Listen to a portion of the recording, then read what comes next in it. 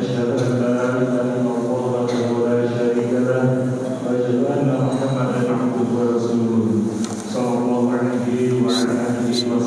Amma ba'd. Bapak Ibu jemaah salat subuh dan kajian tahun morning Masjid Terutama yang saya hormati, khususnya kepada Ustaz Abang Tantowi yang telah hadir di tengah kita yang kami hormati, hadirin semuanya rahimahumullah. Puji syukur selalu kita panjatkan kepada Allah Subhanahu wa taala yang telah merahmati kita dan tentunya telah mempersiapkan kita dari rumah menuju Masjidil Falah ini benar mengikuti sholat subuh berjamaah dan kajian kita setiap Sabtu subuh dalam morning. Semoga kita disertai oleh Allah Subhanahu wa taala bulan ini wa dunia wal akhirah. Salam kepada kita bagi Rasulullah Muhammad sallallahu alaihi wasallam dan sahabat umatnya yang setia mengikuti sunnah-sunnahnya. Bapak sekalian yang berbahagia, lanjutkan kajian kita setiap Sabtu subuh. Insyaallah pada pagi hari ini kita lanjutkan tema kajian yang diambil dari kitab Mazhab Al-Maut dengan tema kajian karakteristik neraka. Insyaallah pagi hari ini akan disampaikan oleh Ustaz Abang Tantowi dalam bentuk waktu kurang lebih 45 menit, berarti 15 menit tanya jawab. Untuk mengawali acara pada pagi hari ini, mari kita buka dengan bacaan basmalah. Aku sudah nantikan kepada Ustaz Abang Tantowi untuk berikan kajian pada pagi hari ini. Saya persilakan. Assalamualaikum warahmatullahi wabarakatuh. Innal hamdalillahi nahmaduhu wa nasta'inuhu wa nastaghfiruh wa na'udzu billahi min shururi anfusina sayyiati a'malina may yahdihillahu fala mudhillalah wa man yudlil fala hadiyalah. Asyhadu an la ilaha illallah wahdahu la syarikalah. Asyhadu anna Muhammadan abduhu wa rasuluh. Allahumma salli ala Muhammad wa ala ali Muhammad kama sallaita ala Ibrahim wa ala ali Ibrahim innaka Hamidum Majid. Allahumma barik ala Muhammad wa ala ali Muhammad kama barakta ala Ibrahim wa ala ali Ibrahim innaka Hamidum Majid. Ya ayyuhalladzina amanu taqullaha haqqa tuqatih wa la tamutunna illa wa antum muslimun. Ya ayyuhan nasu taqu rabbakumul ladzi khalaqakum min nafsin wahidah wa khalaqa minha zawjaha batha minhuma rijalan katsiran wa nisaa wattaqullaha alladzi tasaaluna bihi wal arham innallaha kana 'alaikum raqiba. Ya ayyuhalladzina amanu taqullaha wa qulu qawlan sadida yuslih lakum a'malakum wa yaghfir lakum dzunubakum wa may yuti'illaha wa rasulahu faqad faza fawzan 'azima. Amma ba'd fa ya ibadallah usikum wa iyaya nafsi bi taqwallahi ta'ala dha'atih faqad fazal muttaqun. Ma'asyiral muslimin rahimakumullah. Alhamdulillah kita dapat bertemu lagi di dalam majelis yang insyaallah berbarokah ini. Mudah-mudahan pertemuan kita ini mendapatkan ridho dari Allah Subhanahu wa taala. Amin ya rabbal alamin. Salawat dan salam mudah-mudahan terlimpahkan kepada Rasulullah sallallahu alaihi wasallam. Bapak dan Ibu yang saya hormati, sebagaimana tadi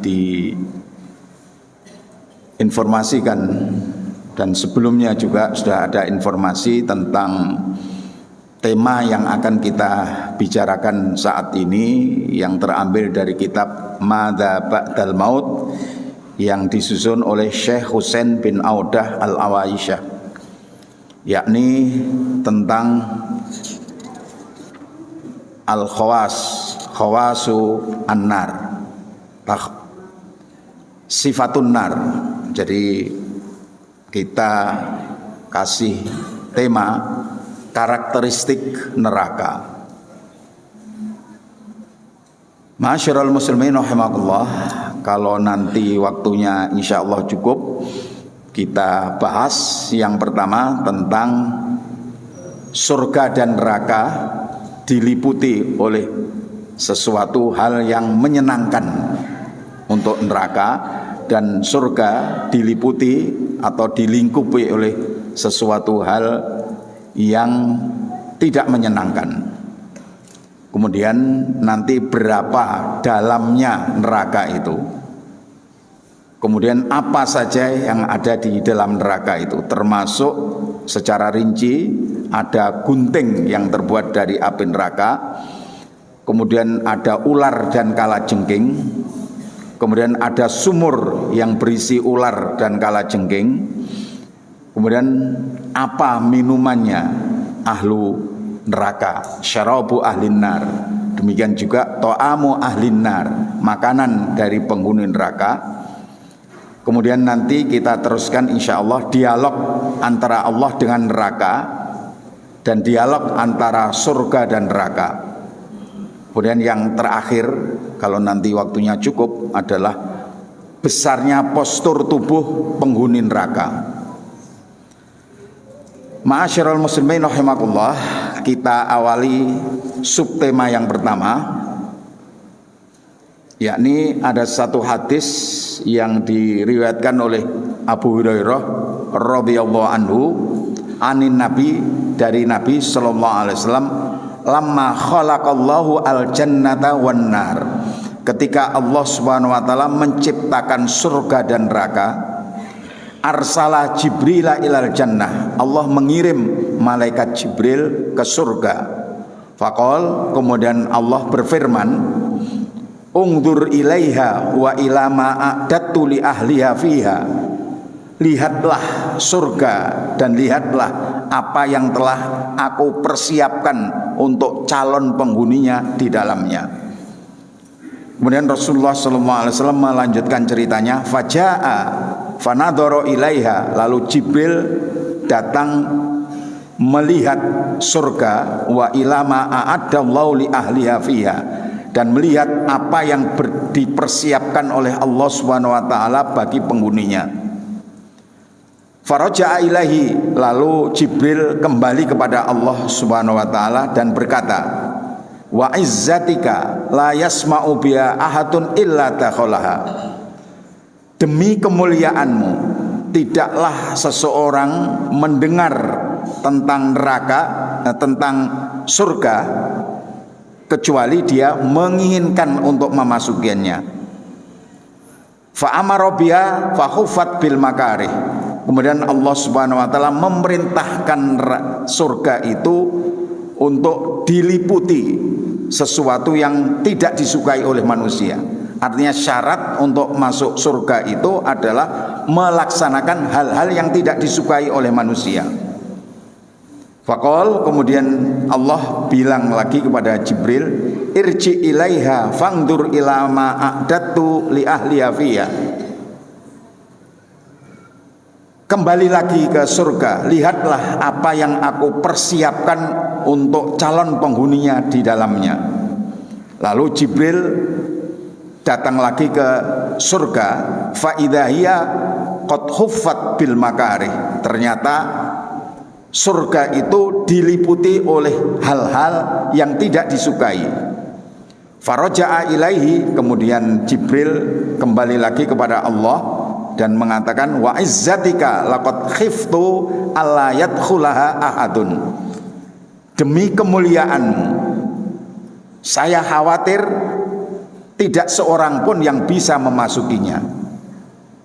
Ma'asyiral muslimin rahimakumullah, jadi malaikat Jibril ketika Allah perintahkan untuk melihat surga dan apa yang dipersiapkan oleh Allah, fasilitas-fasilitasnya di dalamnya, kemudian setelah itu lapor kepada Allah bahwa siapapun yang mendengar tentang akan surga ini dan mengetahuinya, niscaya orang tersebut berkeinginan sekali untuk memasuki surga. Kemudian Allah Subhanahu wa taala memerintahkan bahwa surga itu diliputi oleh hal-hal yang tidak disukai oleh manusia. Artinya syarat untuk masuk surga itu harus melakukan hal-hal yang tidak disukai oleh manusia. Seperti umpamanya sholat malam, enak-enaknya tidur ketika bangun malam. Termasuk pagi ini, mungkin bagi sebagian orang sedang lelap-lelapnya tidur karena begadang. Semalam mungkin habis nonton bola. Saya nggak tahu apakah bola ini yang di Qatar itu sampai malam atau sore hari. Sampai malam ya. Sampai pagi bahkan nih. Ya, kemudian tentu saja akan mendatangi majelis, bahkan sholat subuh pun tidak suka, apalagi mendengarkan kajian. Lebih baik mungkin tidur saja. Oleh sebab itu, setelah surga itu diliputi oleh hal-hal yang tidak disuka oleh manusia, Jibril menyatakan, saya khawatir nanti nggak ada seorang pun yang bisa memenuhi persyaratan itu untuk masuk surga. Kemudian malaikat Jibril diperintahkan untuk melihat neraka dan berbagai siksaan yang Allah telah siapkan untuk calon penghuninya. Kemudian Jibril kembali lagi kepada Allah melaporkan bahwa demi Allah, demi zat yang mulia, demi kemuliaan-Mu ya Allah, tidak ada seorang pun yang melihat dan mengetahui tentang neraka itu kecuali dia tentu saja tidak berkeinginan untuk memasukinya. Kemudian Allah perintahkan bahwa neraka itu diliputi oleh asyahwat, diliputi oleh hal-hal yang menyenangkan, yang diingini oleh manusia. Kemudian Jibril lapor lagi kepada Allah Subhanahu wa taala bahwa mungkin khosyitu alla yanjuwa minha, bukan mungkin, laqad khosyitu, betul-betul saya khawatir, alla yanjuwa minha ahadun illa dakhalaha, saya khawatir jangan-jangan tidak ada orang yang selamat dari siksa api neraka. Karena apa? Karena neraka itu syaratnya gampang, yakni melaksanakan hal-hal yang menyenangkan. Hal-hal yang menyenangkan itu ya macam-macam. Hidup seenaknya, tidak teratur, tidak disiplin di dalam hidup, semau gue, kemudian tidak ada sholat, tidak ada sedekah. Untuk apa harta disedekahkan? Dicari-cari sendiri, kenapa untuk disedekahkan? Jadi itu sesuatu yang tentu saja tidak menyenangkan. Nah, syarat untuk masuk neraka itu adalah sesuatu yang menyenangkan. Tidak mau bersedekah, tidak mau sholat, dan lain sebagainya. Itu kan sesuatu yang bagi sebagian manusia itu adalah menyenangkan. Maka Jibril menyatakan, saya khawatir jangan-jangan tidak ada orang yang selamat dari api neraka. Semuanya akan masuk neraka. Hadis ini ditakhrij oleh Abu Dawud dan ditakhrij oleh An-Nasai serta At-Tirmidzi, dan lafadznya ini dari At-Tirmidzi. Ma'asyiral muslimin rahimakumullah, hadis ini juga ditulis di kitabnya Syekh Al-Albani rahimahullah ta'ala di dalam Sahih Sunan Abi Dawud dan Sahih Sunan At-Tirmidzi. Lafadznya ini atau narasinya, susunan redaksinya oleh At-Tirmidzi. Itu yang pertama. Kemudian yang kedua, dalamnya api neraka. Di dalam hadis yang diriwayatkan oleh Abu Hurairah radhiyallahu anhu juga, beliau berkata, kunna ma'a Rasulillah sallallahu alaihi wasallam, kami bersama Rasulullah sallallahu alaihi wasallam, tiba-tiba sami'a wajbatan, terdengar suara barang yang jatuh. Barang yang jatuh itu apa? Kerusak, apa gedebuk, apa berdentum, yang jelas ada suara barang yang jatuh. Faqalan Nabi sallallahu alaihi wasallam, kemudian Nabi mengatakan kepada para sahabatnya, tadruna ma hada, tahukah kamu apakah ini? Jadi ada suara tapi orang nek rupone, jadi barang yang jatuh gitu aja. Kulna, kami para sahabat menjawab, Allah wa rasuluhu a'lam, Allah dan Rasulnya lah yang lebih tahu. Kemudian Rasulullah SAW menjelaskan, hada hajar, ini adalah batu rumia bihi finnar, yang dilemparkan ke dalam api neraka mundu sab'ina khurifan, sejak 70 tahun yang lalu. Fawa yahwi finnar, kemudian dia jatuh sejak 70 tahun yang lalu, itu jatuh ke dalam api neraka hatta ila qariya. Sekarang ini setelah 70 tahun itu baru sampai pada dasarnya. Jadi dasarnya neraka itu dalam sekali. Jadi batu dilempar dari bibir neraka itu, kemudian jatuh ngeliang ke bawah, tentu saja jatuhnya ya cepat, tetapi belum sampai ke dasarnya, lama sekali, selama 70 tahun. Berarti seseorang yang dimasukkan ke dalam api neraka itu kalau tidak dientaskan oleh Allah Subhanahu wa taala, mustahil dia akan bisa mentas. Karena apa? Dalam sekali itu. Oleh sebab itu, hal yang semacam ini hendaklah memicu kita untuk beribadah sebanyak-banyaknya dan meninggalkan kemaksiatan. Mumpung masih diberi kesempatan oleh Allah Subhanahu wa taala. Kita tidak tahu kapan kita meninggal dunia. Rasulullah SAW menyatakan bahwa a'maru ummati ma baina sittina ila sab'in. Umur umatku rata-rata antara 60 sampai 70 tahun. Wa aqalluhum man yajuzu dzalik. Sedikit sekali yang melampaui itu, melampaui 60 sampai 70. Ada juga, tetapi mayoritas adalah kisaran 60 sampai 70 tahun. Itu sabda Rasulullah sallallahu alaihi wasallam. Tapi Allah Subhanahu wa taala seolah-olah memberi kompensasi kepada kita sekalian, kepada umat Muhammad sallallahu alaihi wasallam, walaupun kuantitas umur kita dikurangi, tapi kualitas amal kita itu ditambah. Jadi umat sebelum umat Muhammad sallallahu alaihi wasallam itu umurnya ratusan tahun, ada yang 700 tahun dan ada yang lebih dari itu. Tetapi kalau mereka melakukan perbuatan baik satu, akan mendapatkan pahala satu. Tapi umat Muhammad SAW jumlah umurnya kewajiban melaksanakan sholat saja. Rasulullah SAW telah jelaskan, dan ini atas kehendak Allah. Pertama kali diwajibkan sholat 50 kali. Akan tetapi mendapatkan pengurangan-pengurangan setelah itu sampai 5 kali, sampai 5 waktu. Kalau dulu 50 waktu awalnya, tapi belum dilaksanakan.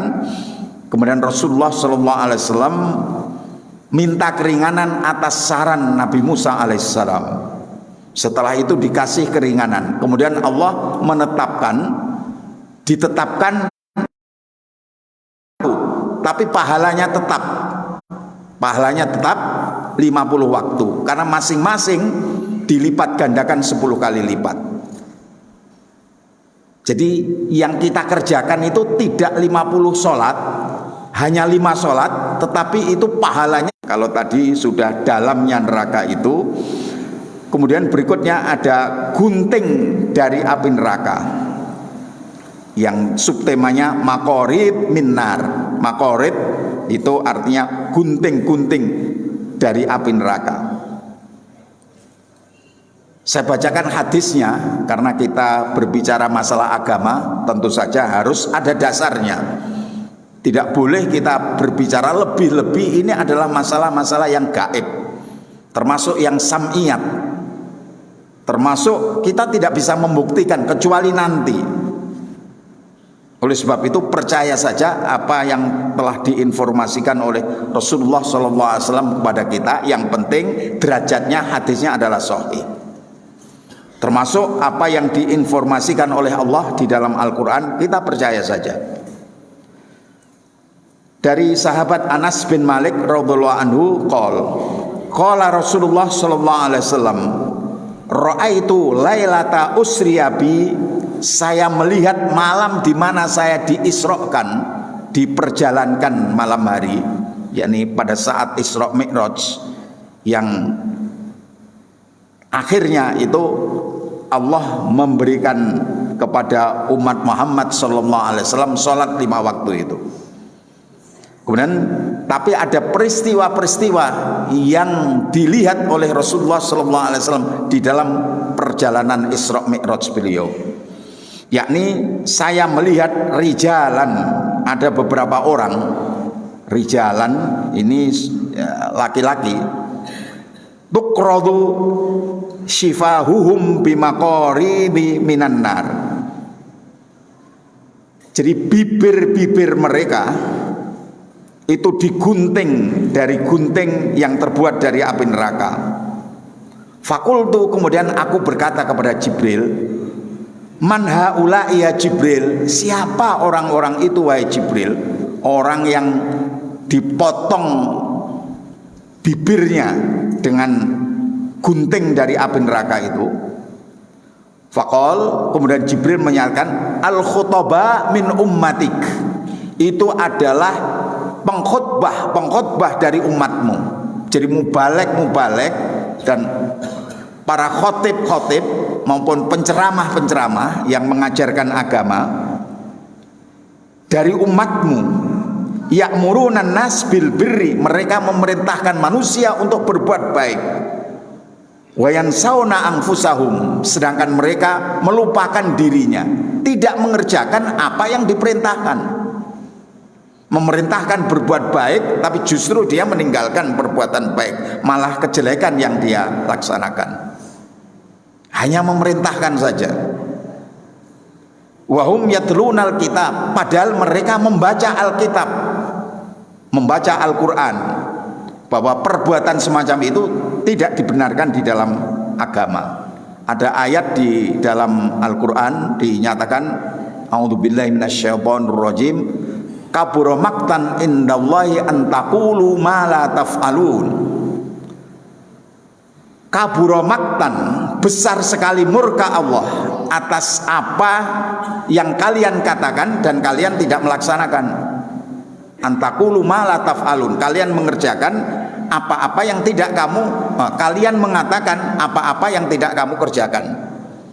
Allah sangat marah, amat besar sekali marah Allah terhadap orang-orang yang seperti ini. Afala yaqilun, mengapa mereka tidak menggunakan akalnya? Kenapa hanya perintah-perintah saja, tetapi dia sendiri meninggalkan apa yang diperintahkan? Artinya melaksanakan kebalikan dari apa yang dia perintahkan. Hadis ini ditakhrij oleh Ibnu Hibban di dalam Sahihnya dan oleh Abu Ya'la di dalam Musnadnya dan yang lainnya. Hadis ini dianggap sahih oleh Syekhina Syekh Al-Albani rahimahullah ta'ala di dalam Silsilatul Ahadits As-Sahihah, hadis nomor 291. Kemudian berikutnya ada ular dan kalajengking di dalam bab yang dibuat oleh Syekh Husain Ali Al-Audah Al-Awaisyah. Itu ada fi dzikri hayatiha wa aqaribiha. Ada beberapa ular ka'amthali, gedenya seperti